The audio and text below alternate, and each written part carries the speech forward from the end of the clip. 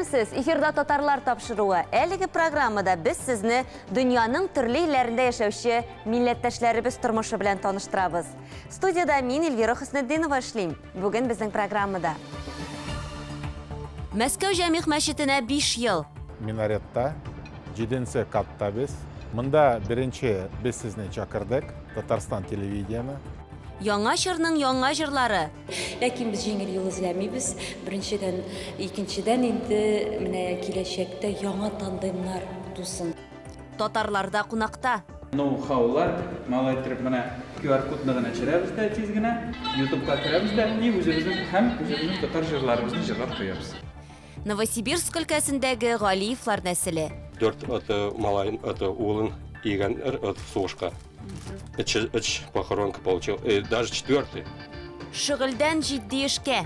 Прошло 20 минут, и наше мыло уже готово. Получилось вот такое нежное и красивое мыло. Моннан 5 ел элек Мәскәүдә Җәмигъ мәчетен тантаналы рәвештә ачкан идек. Шул ук вакытта, ягъни 2015 елда мөселманнар өчен бик мөһим тагын бер вакыйга булды. Чечнядан федераль башкалага махсус рейс белән бәһасез бүләк тә китерелде. Җәмигъ мәчетен төзегәндә татарстанлылар да актив катнашты. Бу көннәр Мәскәү татарлары өчен аеруча мөһим булды. Бүген без шул вакыйгаларга кабат әйләнеп кайтырбыз. Федераль башкаладагы төп мәчетнең үзенчәлеге нидә соң? Мәскәүдән җибәрелгән видеоязмада.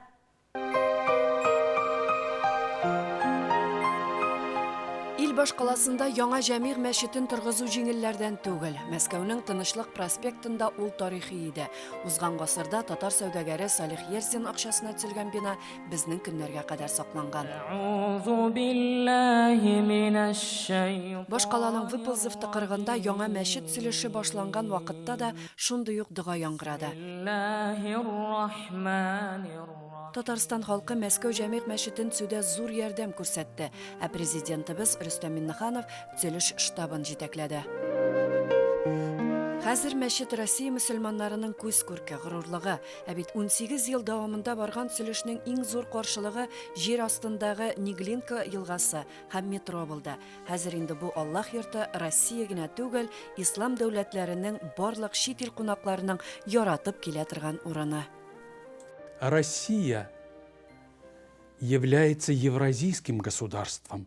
Основа нашей страны – это не только православие, христианство, но и ислам, который исповедует коренные народы нашего государства. Мәчет бик матур, ул сирәк очрый торган Канаданың ак Швейцарияның яшел гранитларыннан ясалган. Куркынычсызлык шартларын тәэмин итүдә югары дәрәҗәдә.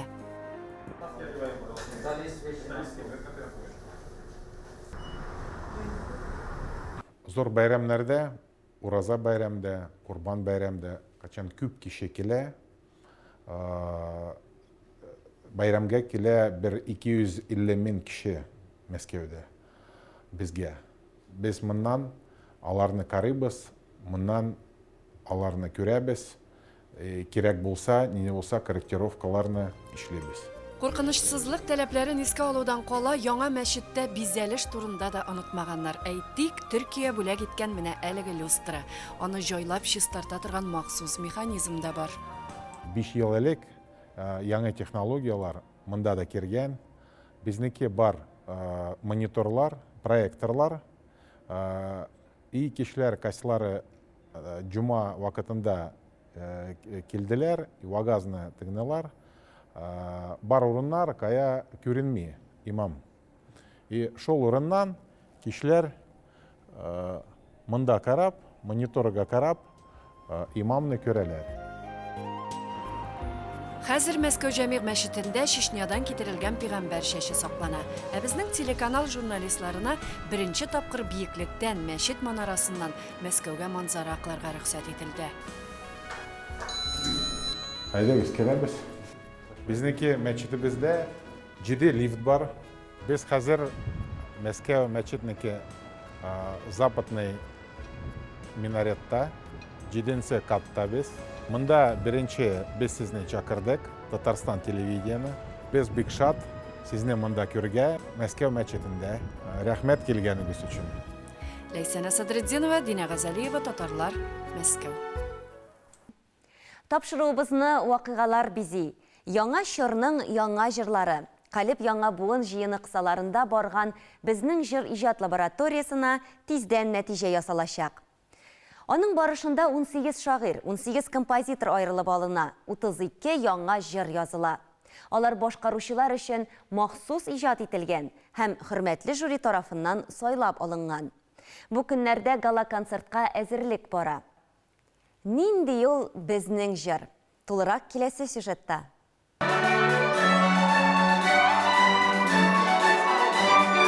Тинчурин театрында оркестр белән репетиция бара. Яшь җырчы Илгиз Мөхәддинов әле быел гына консерватория һәм училище тәмамлаган. Төрле лабораторияләрдә катнашырга тырыша, яңалык эзлим ди. Монда килгәндә башта бөтен нәрсәне аңлап та бетермәгән идем әле иң башыннан. Аннары аңладым, бу төп ниндидер фикере минемчә бөтенебезне берләштерү. Композиторлар, җырчылар, шагыйрьләр, чөнки менә җырчыларны без барыбер үзе ничектер аралашабыз бит инде. Менә шагыйрьләр белән менә мин үземә карата күрешкән юк, белмимдер, беләдер, менә каләп бар икәнен, анда яшь менә шагыйрьләр. Шунда алар белән күрешү. Менә бөтенебезне белү, композиторларда, чөнки һәр елны консерваториядан да яки нинди төбәкләрдән композиторлар чыга бит инде. Без алар турында белмибез. Лабораторияның максаты уртак иҗади мөхит тудыру, яңа әсәрләр иҗат итү һәм милли җыр фондын тулыландыру. Шагыйрь, композитор һәм җырчыны берләштерү идеясе 7 ел элек Калип яңа буын җыены башланганда туа. Ул вакытта да аерым кичәләр уздыралар. Мондый масштаблы рәвештә бу беренче тапкыр үткәрелә. Безнең җыр лабораториясе шартлары буенча профессиональ эшлек ярты ел дәвамында яңа җырлар иҗат итәргә тиеш. Мин әле хәтерлим, 70-80 елларда без Идел лагерында яшь җырчылар, яшь композиторлар, яшь шагыйрьләр җыелышып, аралашып, шул кадәр матур әсәрләр иҗат иткән идек. Ул вакытта безнең Луиза Хәйретдинова кебек композиторларыбыз барлыкка килде. Батыр Болгар, Резида Ахиярова, Рәшит Абдуллин һәм алар белән бергә без шагыйрьләр ярыша шигырьләр яздык һәм әйткәнемчә ул елларда бик матур җырлар барлыкка килде. Мин инде соңгы елларда бик тә борчыла идем. Нишләп яшьләр бер-берсе белән аралашмый, бер-берсенә шигырьләр язып, музыка язып, яңа җырлар дөньяга китерми дип бик борчыла башлаган идем. Менә Кариев театры бу мәсьәләне күтәреп чыкты һәм бу бик тә игелекле гамәл булды. Беренче этапта бер композитор шагыйрьләрне шыбага буенча очраштырсак, икенче этапта без инде үзебез сайладык. Махсус моңа кадәр Калиптә инде оешкан тандемнарны без тараттык. Ягъни инде бер-берсен белгән кешеләрне ни өчен без әлбәттә алай нәтиҗә безне матуррак булыр иде. Чөнки бер кеше берсен тапкан, икенчесен инде алар уртак тел, ул тизрәк тә булыр иде. Ләкин без җиңел юл эзләмибез. Беренчедән, икенчедән инде менә киләчәктә яңа тандемнар тусын, кешеләр бер-берсен күбрәк белсен. Композитор Гөлнара Тимербулатова белән җырчы Илүсә Хуҗина проекттан тышта күп кенә җырлар иҗат иткән. Гала-концертта аларның һәм шагыйрь Миләүшә Гафурованың уртак җимеше Дөнья сере дигән җыр яңгыраячак. Бу махсус безнең өчен язылган әсәрләр. Без күрешеп аралашканда, без үзебезнең теләкләребезне, хисләребезне, уй кичерешләребезне авторларга җиткергәч, алар безне ишетеп, шундый матур әсәрләр иҗат иттеләр. Бу инде безнең өчен иң зур бүләк дип әйтер идем. Нәрсә кызык булган иде бу проектта? Жеребьевка. Без килдек, беркем дә әйтмәде, мин Илмир Низамов белән эшләргә телим, или Гөлнара Тимербулатова белән эшләргә телим. Анда жеребьевка булган иде. Именно жеребьевка белән без таптык үзеңә шушы команданы кем белән аннарысын эшләдек. Тандемда. Миңа электр шушы кешеләр кемне мин вообще белмәдем до проекта. Икесе дә бик җайлы алар. Илүсә дә, Илгиз дә открытый кешеләр шулар. Яшь инде кешеләр. Алардан мин энергия күрдем, җиңеллек. Безнең җырлар бик җиңел барды бу проектта. Лаборатория 4 этапта узган башта журналистлар, мәдәният өлкәсе белгечләре һәм җәмәгатьчелек катнашында бүгенге эстрадага багышланган түгәрәк өстәл үтә. Эш юнәлеше ачыклана. Аннан катнашучылар өлкән буын композиторлар һәм шагыйрьләр белән аралаша, остаханәләр уза. Соңгы вакытларда безнең җыр сәнгатендәге ике бик зур кимчелегебез бар. Ул да булса әлегә дә баягы сүзләрнең бик очсызлы булуы. Аларны һич кенә дә шигырь дип атап булмый күбесен. Bir 90-95% җырларның сүзләрен мен бүген көндә бөтенләй игътибарга алмас идем, алардан җыр ясарга тырышмас идем. Икенчесе, соңгы елларда безнең музыкабызда, татар җырында, татар вокал сәнгатендә миллилек кимеде генә түгел, хәтта соңгы чиккә җитте дип әйтергә була. Менә без бәя биргән вакытта экспертлар шуңа игътибарны юнәлтергә тырыштык. Лаборатория барышында 32 яңа җыр иҗат ителә. Соңгы финал этабында шуларның 20-се сайлап алынган. Иҗатчылар өчен бу зур тәҗрибә. Оркестровка дигән нәрсә бар. Біз бу өлкәдә бик зур эш алып бардык. Композиторлар белән бергәләшеп, консультациялар үткәреп, бергә тудырылсак та була инде. Кемдер инде бик зур тәҗрибәсе бар. Оркестр өчен язу кемдер әзрәк. Менә безнең максат иде барысында бер тигез югары дәрәҗәгә күтәрергә, эшкәртергә, оркестр өчен һәм инде башкарып чыгарга. Безнең җыр иҗат лабораториясының 1 еллык эш нәтиҗәсен 1 октябрьдә күрергә мөмкин булачак. Гала-концерт нәкъ менә шул көнгә билгеләнгән. Әлеге масштаблы чара Габдулла Тукай исемендәге Татар дәүләт филармониясендә узачак. Бу көнне үзләре өчен махсус язылган җырларны Филүс Кахиров, Эльмира Калимуллина, Айгөл Хайри, Зәринә Вилданова кебек җырчылар башкарачак. Эльвира Хөснетдинова, Татарлар, Казан. Сез татарлар тапшыруын карыйсыз. Программабызның 2нче өлешендә. Татарларда кунакта. Ноу-хаулар, малай итеп менә QR кодны гына төшерәбез дә тиз генә, YouTube-ка керәбез дә, үзебезнең татар җырларыбызны җырлап куябыз. Новосибирск өлкәсендәге Галиевлар нәселе. 4 малай улын игән сугышка. 3 похоронка получил, даже 4. Шөгыльдән җитди эшкә. Прошло 20 минут, и наше мыло уже готово. Получилось вот такое нежное и красивое мыло. Татарларда кунакта. Оренбургның сәнгать музейында шундый исемдәге күргәзмә ачылды. Чара онлайн рәвештә үтте. Экспонатлар Алабуга дәүләт тарих, архитектура һәм сәнгать музей тыюлыгы җыелмасыннан. Оренбург белән Алабуганы озак еллар дуслык җипләре бәйли. Әмма бу күргәзмә үзенчәлекле. Ул Россия, Татарстан Республикасы һәм Оренбург өлкәсе мәдәният министрлыклары ярдәме белән оештырыла. ТССРның 100 еллыгына багышлана. Күргәзмә ачылышында хәбәрчеләребез дә катнашты. Күргәзмә Симферопольдә, Екатеринбургда, Самарада булып кайткан инде. Әмма Оренбургка киңәйтелгән экспозицияны алып килгәннәр. Ул татар халкының көнкүреше бәйрәмнәре, гореф-гадәтләре турында сөйли. Күргәзмәдә тәкъдим ителгән рәсем һәм графикада татар халкының күп гасырлык мәдәнияте яктыртыла. Мы постарались погрузить посетителей в атмосферу, в которую попадают люди, приходя действительно в гости к очень гостеприимному, теплому, дружелюбному народу. Татары – это люди с очень богатой многовековой культурой, очень яркими традициями. И действительно мы не просто презентуем эту культуру, мы хотим, чтобы каждый человек почувствовал себя другом, почувствовал себя в гостях. Традиция буенча күргәзмә ачылу татар мәдәниятының өчен презентациясына әверелде. В этом году Республика Татарстан отмечает столетие со дня своего образования. И выставка посвящена этой знаменательной дате. Передвижная выставка в гостях у татар – это 112 произведений изобразительного искусства, появившиеся в результате 14 международных симпозиумов и 68 предметов декоративно-прикладного искусства. Оренбург өлкәсендә 151 меңнән артык татар яши. Татарлар өлкәдә халык саны буенча 2нче урында тора. Оренбурлар җирле татар тормышы белән таныш булса да, 5 зал тутырып куелган искиткеч экспозицияларны карарга киңәш итәбез дип сөйләделәр. Хуҗалар да, кунаклар да. Оренбуржье – это родина Мусаджалиева. Оренбуржье – это родина профессионального тюркоязычного театра. Оренбуржье – это десятки замечательных российских художников, имеющих татарские корни. Несмотря на то, что выставка называется «В гостях у татар», я могу сказать, что чувствуйте себя как дома. Күргәзмә ачылу бәйрәмгә әйләнде. Музейда ук зур булмаган концерт. Иҗады бүләк итеп Татарстан Республикасының атказанган артисты Айрат Хабибуллин чыгыш ясады.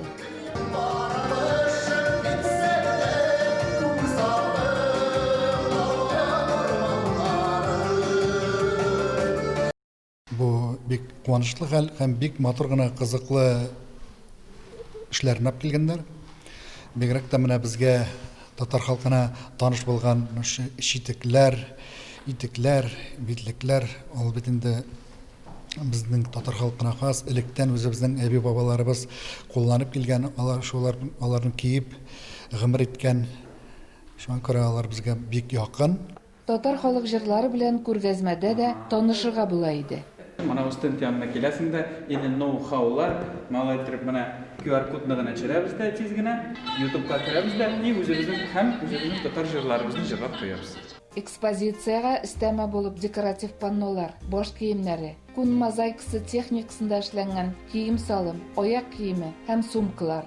Кулдан эшләнгән авторның курчаклары һәм алар гына да түгел.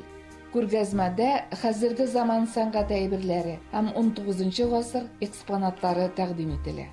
Сәнгатебез бай, мәдәниятебез бай. Менә тагын шушы мин бу күргәзмәне карап инандым. Менә күзем төште әвәлге күргәзмәгә. Монда хаситәләр, шул хаситәләрнең берсе Гөлфия Билалова, ул Оренбург кызы. Менә аның эшләре дә бүгенге күргәзмәгә кергән. Күргәзмәдә Алабуганың тарихи һәм хәзерге заманның ачык сәхифәләре ачыла. Сынлы сәнгать осталарының Татарстанда яшәүче халыкның табигатен, көнкүрешен, гырыф-гадәтләрен тирән һәм төрле яклап аңлауга омтылышы сизелә. Сынлы сәнгать музее директоры Юрий Комлев Алабугадан килгән кунакка Шишкин репродукцияларын бүләк итсә, Алабуга кунагы музей җитәкчесенә традицион татар баш киеме түбәтәй кидерде. Татар мәдәнияте белән якыннанрак танышу барлык яшьтәгеләргә дә кызыклы булачак. Оренбургдан Фируза Абсалямова, Татарлар.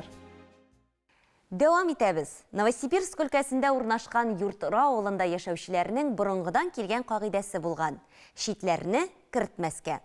Тик тормышта һәр вакыт искәрмәләр була. Хәзер авыл ничек яши? Елена Софиуллина белеште.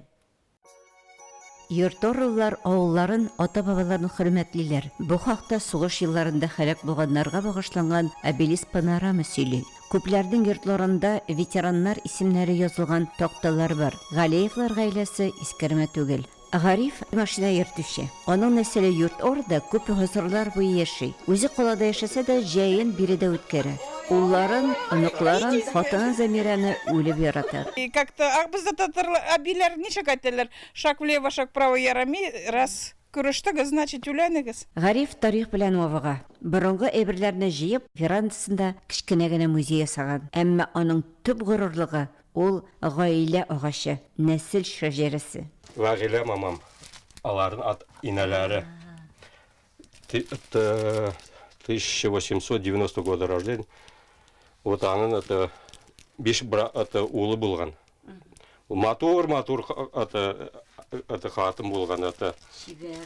Ул это голубоглазый, казанский это Мавлютов порода. Саид Баба. Коммерсант ул вакытта булган. Пушнием занимался, такой богатым, да, самый богатый ауылда Умарда булган. И ул анда это Йортак балыкта чыраган мен абиимне. Бик матур булган, ауыл бай бит. Абиим это вот 4 малайын это улын игән это сушка. Эч похоронка получил. И даже 4-й без вести. Моим атам без вести был. Он в 41 году в окружение попадал, вот это Власовское это сдали. И он 4 года это концлагерь. Инде көчсез яткан әтиләрен шыгрым тулы мәетләр чокырына ташлыйлар. үтеп барган союздашларының гаскәрләре аның гомерен саклап кала. Әниләре югалтуларны авыр кичерә. Хәсәнем кайтса үлермен ди. Чынлап та, улы кайткач ярты ел гына яши ул. Гарифның коллекциясендә 1939 ел паспорты, 2 аңа бик кадерле фоторәсемнәр. 90 ел.